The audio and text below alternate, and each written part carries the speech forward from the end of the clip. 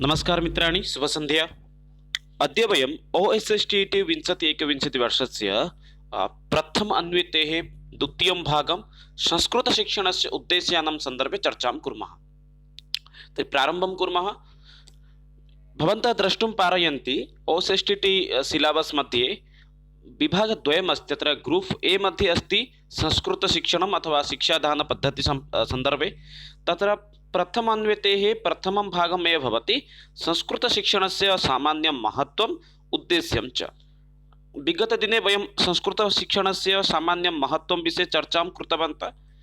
Link उपरि ऐ button मध्ये उपलब्धः अस्ति, भवन्तः तत्र गत्वा द्रष्टुम् अर्हन्ति।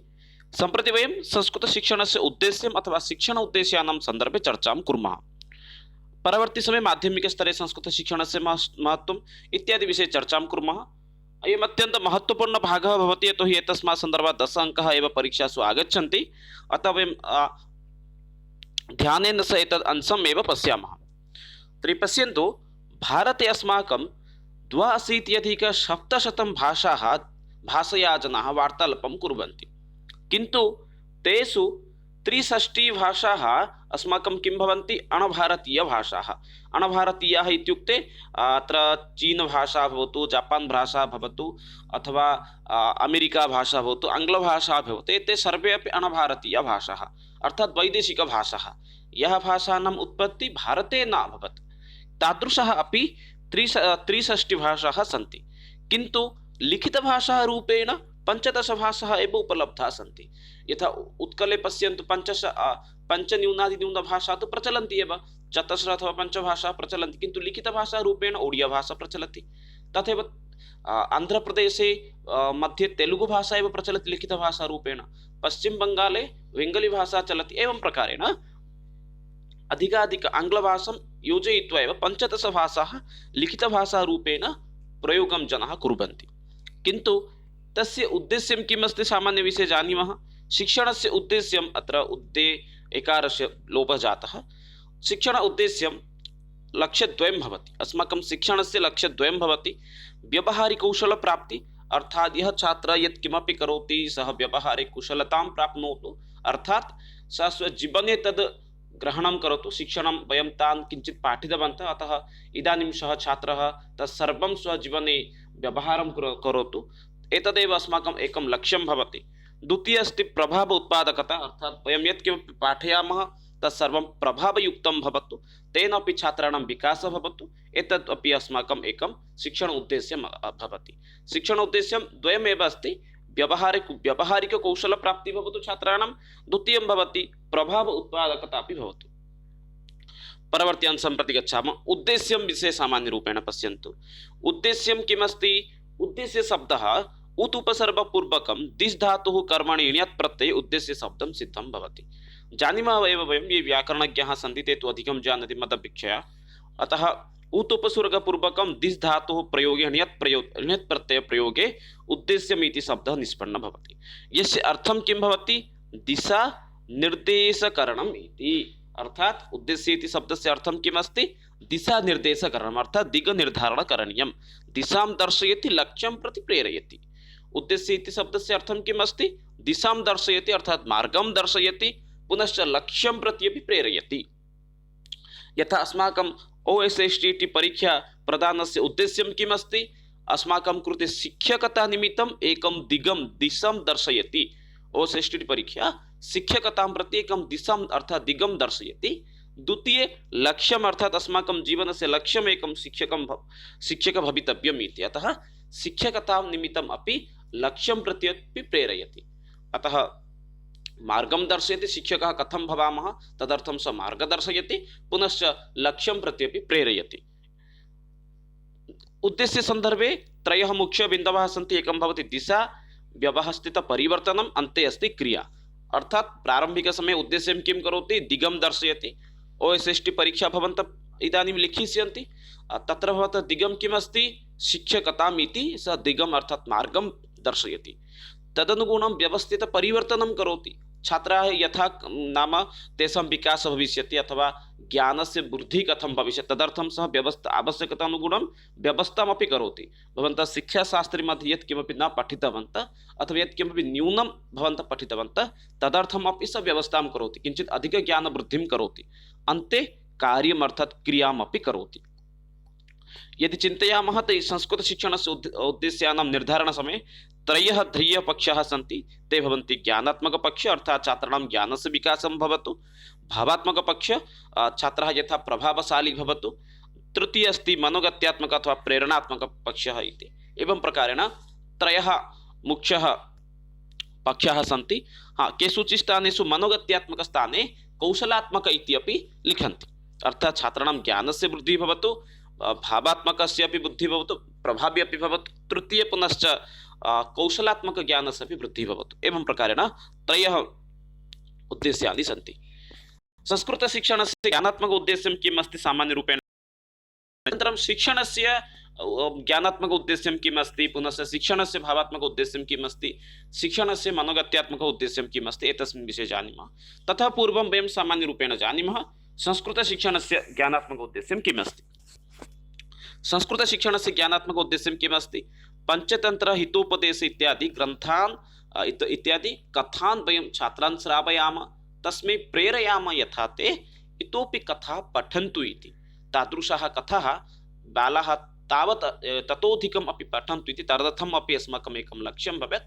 यथा छात्राः ज्ञानभण्डारः निहितः अस्ति एव पंचतंत्र हितोपदेशे, यदर्थं बहुभाषाभिः एव एतद् ग्रन्थद्वयमपि अनुवादितम्। अतः पंचतंत्र पुनश्च हितोपदेशं प्रति छात्राणाम् आग्रहः सृष्टिः यथा कथञ्चित् भवेत्, तदर्थम् अस्माकं प्रयासं भवेत्, यतोहि तत्र ज्ञानं निहितम् अस्ति। परवर्ती बिन्दुः अस्ति चाणक्यनीतिश्लोक विदुरनीतिश्लोकान् उक्त्वा सामाजिकमूल्यबोधान् जागृतं करणीयम्। अर्थात् लघुबालाः सन्ति, तेषां कृते किं करणीयं, यथा वयं जानीमः सुभाषितेषु बहु सामाजिकमूल्यबोधविषयाः सन्ति। अतः चाणक्यनीतिश्लोकः भवतु अथवा विदुरनीतिश्लोकः, एतादृशः श्लोकान् उक्त्वा वयं सामाजिकमूल्यबोधम् अर्थात् विद्यायाः महत्त्वं वक्तव्यम् अस्ति। विद्या ददाति विनयं, विनयात् याति पात्रताम्। एवं प्रकारेण सुभाषितानि अपि तेषां कृते वक्तव्यं। मातृवत् परदारेषु लोष्टवत् परद्रव्येषु, एवं प्रकारेण अपि सुभाषितानि अपि वक्तव्यं, येन ते किं भवन्ति, अन्यस्य द्रव्यं प्रति अपि लोभं न करिष्यन्ति। अतः सामाजिकज्ञानबुद्धिनिमित्तम् अपि सामाजिकमूल्यबोधाय अपि वयम् एतादृशान् श्लोकान् अपि श्रावयितुं शक्नुमः, येन परवर्ती समये तेषां ज्ञानस्य वृद्धिः स्वयमेव भविष्यति। कालिदासादि कवीनां काव्यनाटकानां सम्पर्के सामान्यज्ञानप्रदानं। लघुबालकानां कृते किं करणीयं, कालिदासः भवतु अथवा भवभूतिः भवतु, भासः भवतु, एतादृशानां महान् कवीनां विषये, महान् कवीनां काव्यनाटकानां सन्दर्भे सामान्यज्ञानप्रदानम्, अधिकं मास्तु, अल्परूपेण एव किञ्चित् तेषां कृते वक्तव्यं, येन ते किम् इतोपि संस्कृतसाहित्यं पठितुम् इच्छुकाः भविष्यन्ति। यतोहि अभिज्ञानशाकुन्तलं नाटकं विषये यदि चर्चां कुर्मः, तत् नाटकं तु बहुषु भाषासु अनुवादितम्।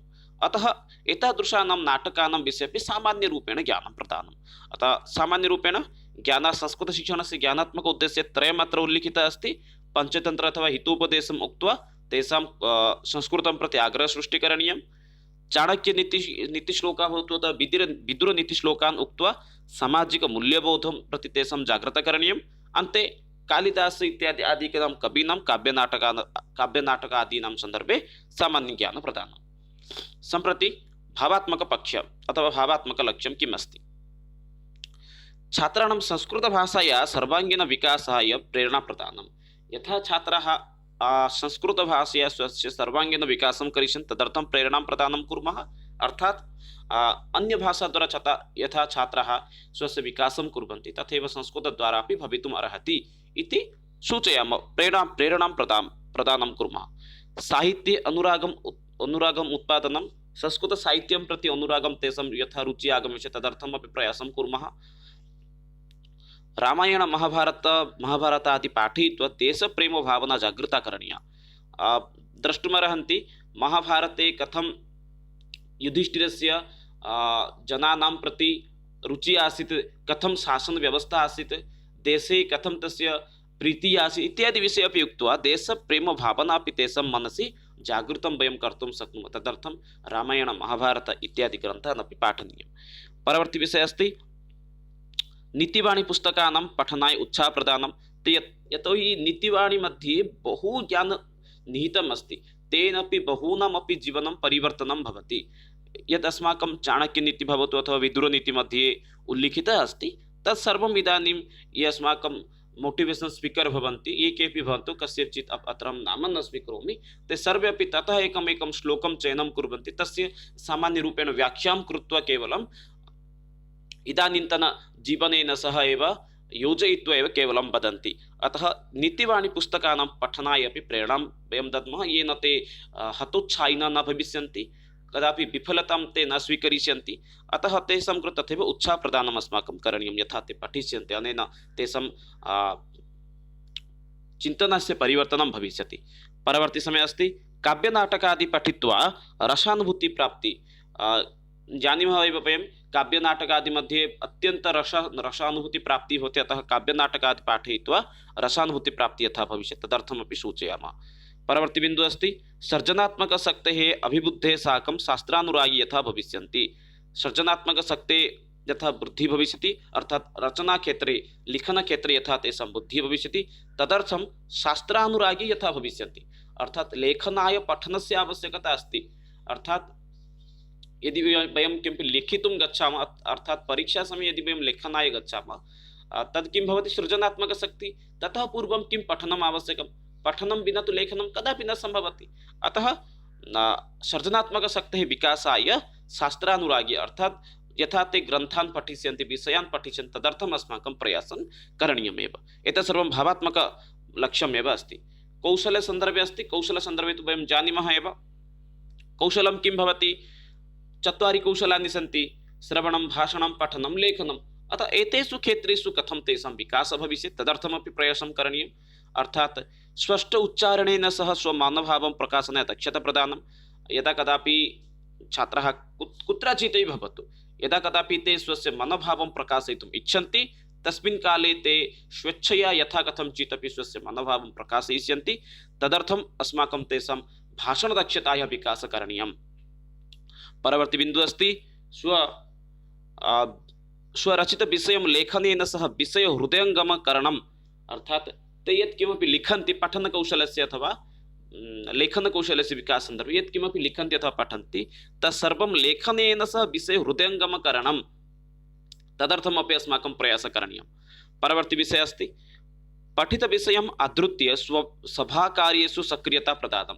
यत्किमपि ते पठितवन्तः, यदि सभाकार्येषु कुत्रचित् भाषणं प्रति भवतु, प्रबन्धलेखनं प्रति भवतु, अथवा निबन्धात्मकप्रतियोगितासु भवतु, श्लोक अन्ताक्षरीं प्रति भवतु, यत्र कुत्रापि ते गच्छन्ति तेन ते स्वस्य विकासं यथा करिष्यन्ति तदर्थम् अपि अस्माकं प्रयासः करणीयः।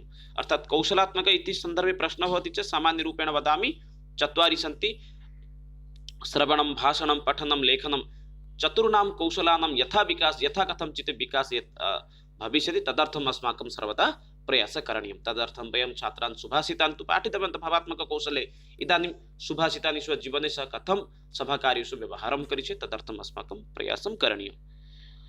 इदानीं शिक्षण उद्देश्य सन्दर्भे एतत् संस्कृतशिक्षणसन्दर्भे आसीत्, किन्तु मुख्यतया किं शिक्षणसन्दर्भे ब्लूम् महोदयः 1956 तमवर्षे एव एकं मतं प्रददाति। अत्यन्तं महत्त्वपूर्ण अंशः अस्ति, अतः किञ्चित् एतस्मिन् विषये अपि वयं चर्चां कुर्मः। इदानीं शिक्षण उद्देश्य सन्दर्भे पाश्चात्यभाषावैज्ञानिकः ब्लूम् महोदयः वदति उद्देश्यत्रयं भवति, ज्ञानात्मक, भावात्मकः, मनोगत्यात्मकपक्षः, एवं प्रकारेण।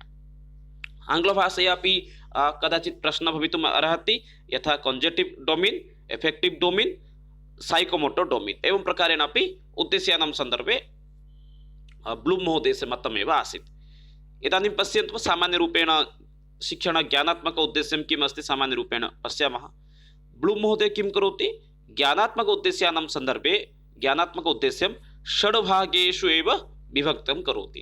अर्थात् छात्राणां ज्ञानं कथं वयं विकासं कुर्मः, वयं तु ज्ञातवन्तः छात्राणां ज्ञानात्मक विकासे किं कर्तुं शक्नुमः, वयं सुभाषितानि पाठयामः, हितोपदेशः पाठयामः, विदुरनीतिं वदामः, किन्तु तत्सर्वं कथं तेषां भविष्यति उन्नति, तदर्थं ब्लूम् महोदयः एकम् उपायं चिन्तितवन्तः उपायान् अनुगुणं सः ज्ञानात्मककौशलं वा ज्ञानात्मकपक्षं षड्षु भागेषु विभक्तं कृतवन्तः।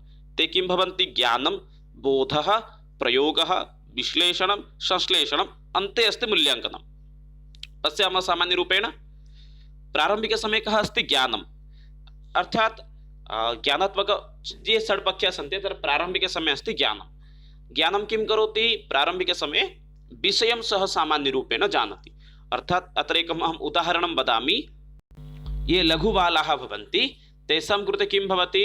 यदा सः सम्भाषणशिबिरं प्रति गच्छति तत्र सः वदति, प्रारम्भिकसमये प्रथमवाक्यं भवति मम नाम, एकं वाक्यं प्रारम्भिकसमये सः वदति, शिक्षकः वदति। इदानीं छात्रः तद् वाक्यं स्वीकरोति। इदानीं छात्रस्य ज्ञानं केवलम् अभवत्। इदानीं तस्य वाक्यस्य अर्थं सः न जानाति। अतः बोध इति सोपाने मम नाम इति वाक्यस्य सः अर्थं जानाति। इदानीं सः चिन्तयति, अच्छा मम नाम इत्युक्ते मेरा नाम है, मोर नाम, एवं सः चिन्तयति, तस्य बोधनं भवति। तृतीयसोपाने मम नाम इति शब्दस्य पदद्वयस्य व्यवहारं कृत्वा सः वाक्ये प्रयोगं करोति। मम नाम सुनीलः, मम नाम अनीता, मम नाम अमुक, एवं प्रकारेण एकमेकं वाक्यं सः इदानीं वदति एव, अर्थात् प्रयोगं करोति। इदानीं किं करोति? विश्लेषणं। विश्लेषणम् अर्थात् प्रत्येकं पदं सः भेदं कृत्वा पश्यति। अहं कथं मम नाम वदामि, मम शिक्षकः कथं वदति, मम नाम, एवं प्रकारेण मम शिक्षकः वदति, सन्नैः सन्नैः वदति, तस्य उच्चारणं कथम् अस्ति। इदानीं विश्लेषणं करोति, अर्थात् स्वस्य भाषणम् अन्येषां भाषणं मध्ये प्रभेदं सः पश्यति, तदस्ति विश्लेषणं मम नाम इति शब्दस्य। संश्लेषणं कथं किं करोति? एकमेकम् अंशं विच्छेदं करोति, तत्र सः संश्लेषणं करोति, मूल्याङ्कनं करोति इति वक्तुं पारयामः वयम्। अहं कथं वदामि, मम शिक्षकः कथं वदति, इदानीम् अहं तस्मात् अधिकं कथं वदिष्यामि, तदर्थं सः एतस्मिन् सोपाने संश्लेषणं करोति। अन्ते मूल्याङ्कनं करोति, पूर्वं तस्य ज्ञानं कियत् आसीत्, संस्कृतेन सह परिचयं वक्तुं समर्थः आसीत् अथवा न आसीत्। इदानीं सः संस्कृते एकं वाक्यं वक्तुं समर्थः अस्ति, एवं सः तस्य मूल्याङ्कनम् एव करोति। एतदासीत् ज्ञानात्मकपक्षे, अर्थात् ज्ञानात्मकपक्षस्य प्रारम्भिकसमये किं भवति? मम नाम इति शब्दस्य सः ज्ञानग्रहणं करोति, परवर्तिसमये तस्य अर्थं सः जानाति, अर्थात् बोधः भवति। तृतीयवाक्ये प्रयोगः करोति, चतुर्थे विश्लेषणं कृत्वा जानाति, चतुर्थे भेदं कृत्वा संश्लेषणं करोति, अन्ते स्वस्य ज्ञानस्य मूल्याङ्कनम् एव करोति। सः कियत् ज्ञातवान्, कियत् पठितवान् इत्यादि विषये सः जानाति। संस्कृतेन सह एतस्य सम्बन्धं नाम योजयित्वा वयं पश्यामः। इदानीं बालानां कृते वयम् एकं सुभाषितं पाठितवन्तः, अर्थात् विद्या ददाति विनयं, विनयात् याति पात्रतां, पात्रतात् धनम् आप्नोति, धनात् धर्मः ततः सुखम्। इदानीं सुभाषितं सः श्रुतवान्, ज्ञानम् अभवत्, अर्थं सः सुभाषितस्य जानाति, विद्यायाः महत्त्वं सः जानाति। प्रयोगः, इदानीं स्वस्य जीवने कथं प्रयोगं करोति, विद्या ददाति विनयम्, अर्थात् यदि सः विद्या ग्रहीतुं यदि इच्छां प्रकाशयति, इदानीं वदामः तस्य ज्ञानात्मकविकासः भवति इति। अतः प्रयोगः अपि सः स्वजीवने कृतवान्। इदानीं सः विश्लेषणं करोति, हाँ अहम् एतावत् पठामि, मम एतावत् ज्ञानम् अस्ति, इदानीं विश्लेषणं करोति, तदनु संश्लेषणं करोति, अन्ते मूल्याङ्कनं करोति, हाँ विद्याद्वारा अहं धर्मं प्राप्तवान् अथवा न प्राप्तवान्, इदानीं स्वस्य मूल्याङ्कनं करोति। एतदेव ज्ञानात्मकपक्षं भवति।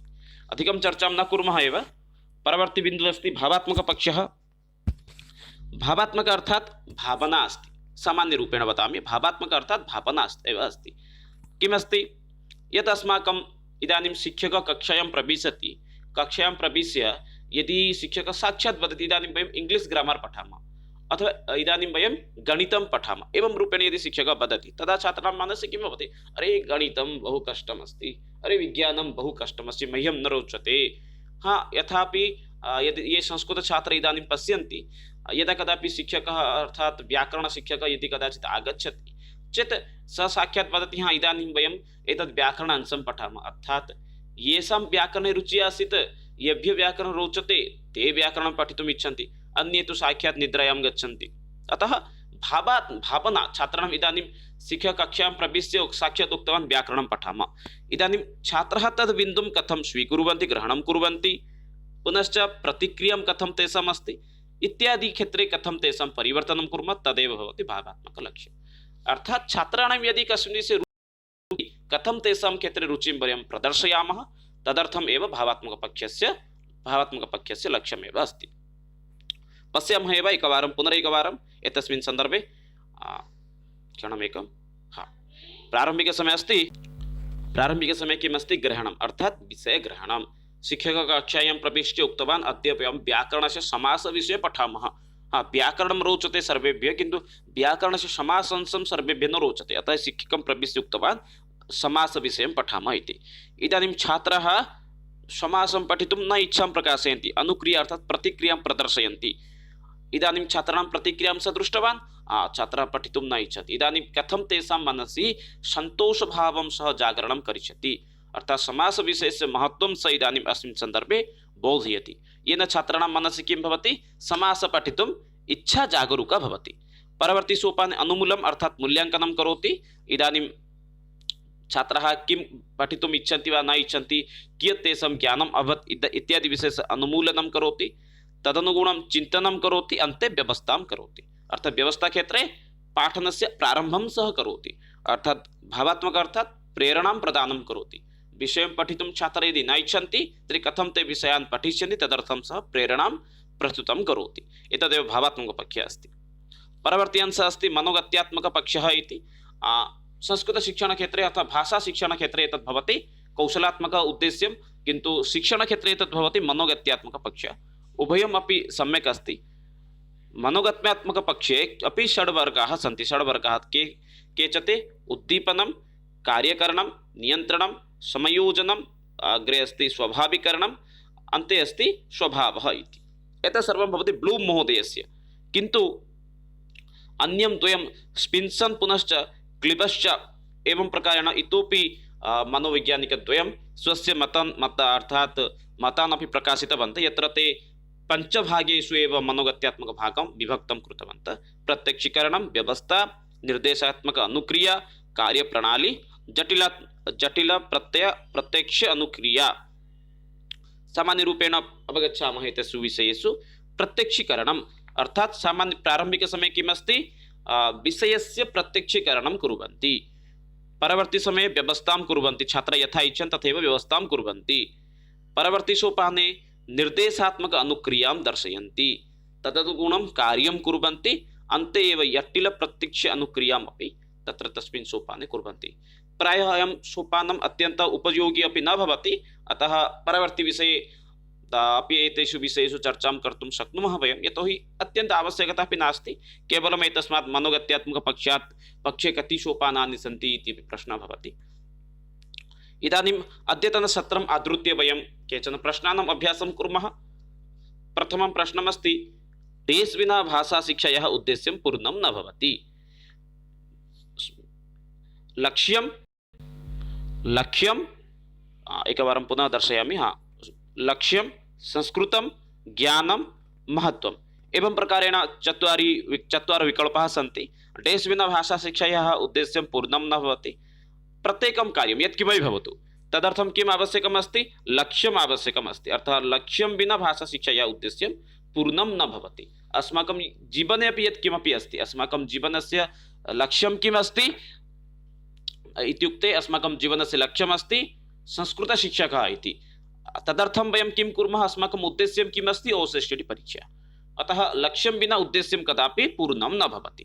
परवर्ती बिन्दुः अस्ति, संस्कृतशिक्षणस्य उद्देश्यानां निर्धारणसमये त्रयः पक्षाः सन्ति। अधस्तनेषु कः न उपयुक्तः पक्षः इति। ये उत्तराणि जानन्ति ते कमेण्ट् बाक्स् मध्ये अपि उत्तराणि लिखितुमपि अर्हन्ति, संशयः नास्ति। संस्कृतशिक्षणस्य उद्देश्यानां निर्धारणसमये त्रयः पक्षाः सन्ति। मनोगत्यात्मकपक्षः, मनोवैज्ञानिकपक्षः, भावात्मकपक्षः, ज्ञानात्मकपक्षः, मनोगत्यात्मकपक्षः। सम्यक् उत्तरम् अत्र भवति मनोवैज्ञानिकपक्षः अत्र, यतोहि मनोवैज्ञानिकपक्षः अत्र न आगच्छति एव, अन्ये त्रयः पक्षाः सन्ति एव। परवर्ती प्रश्नं गच्छामः।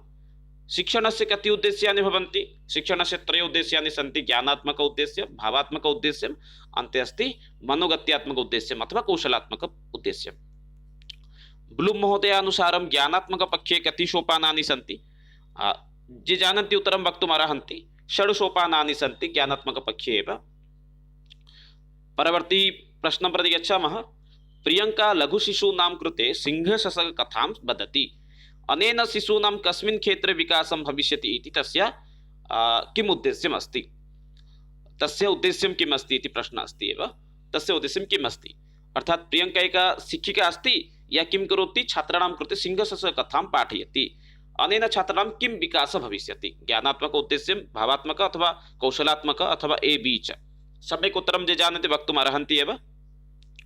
अत्र सम्यक् उत्तरं भवति ज्ञानात्मक उद्देश्यस्य विकासम्, अर्थात् एतादृशा कथा पठित्वा ते अपि अग्रे यथा तादृशानां कथानां पठितुं सिद्धतां करिष्यन्ति, तदर्थं तत्सर्वम् आधृत्य एव सः सिंहस्य कथा अर्थात् पञ्चतन्त्रस्य एकं कथां सः श्रावयति।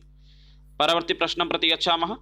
माधवः कक्षा प्रारम्भे रामायणस्य उदाहरणानि ददाति, सः कस्मिन् क्षेत्रे विकासाय प्रयत्नशीलः, ज्ञानात्मक उद्देश्यस्य, भावात्मक लक्ष्यम् अथवा कौशलात्मक उद्देश्यम् अथवा ए बी च। सम्यक् उत्तरं ये जानन्ति वक्तुम् अर्हन्ति एव। अत्र सम्यक् उत्तरं भवति भावात्मक लक्ष्यं।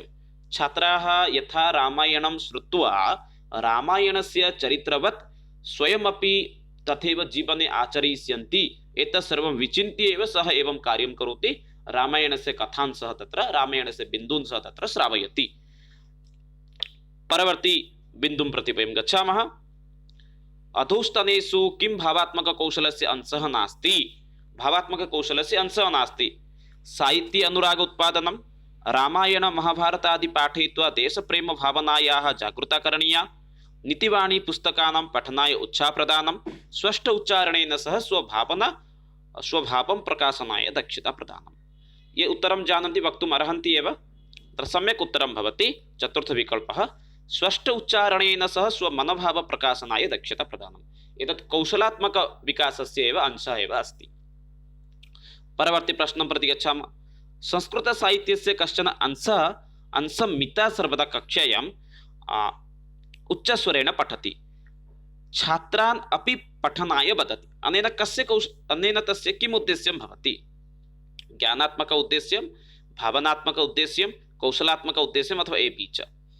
अत्र पश्यन्तु, छात्राणां पठनकौशलस्य विकासाय सः प्रयत्नशीलः अस्ति, अतः अत्र सम्यक् उत्तरं भवति कौशलात्मक उद्देश्यम् इति। पश्यन्तु, कदा ब्लूम महोदय शैक्षिक उद्देश्यानां विषये स्वमतं दत्तवान्, सम्यक् उत्तरं 1956 तमवर्षे एव। ज्ञानात्मकपक्षस्य सर्वोत्तमपक्षस्य नाम किम् अस्ति, ज्ञानात्मकपक्षस्य सर्वोत्तमपक्षं भवति मूल्याङ्कनम्, अन्ते एव आगच्छति, सर्वोत्तमपक्षः एव भवति एव। एते एव केचन अत्यन्तमहत्त्वपूर्णप्रश्नाः आसन्, येषां सन्दर्भे वयम् अत्र चर्चां कृतवन्तः। आशा करोमि भवन्तः अपि सकुशलम् एतत् सर्वम् अध्ययनं कृतवन्तः। मित्राणि, पुनः मिलामः, तावत्पर्यन्तं विरमामि। जयतु भारतं, वदतु संस्कृतं, वन्दे मातरं। धन्यवादः मित्राणि।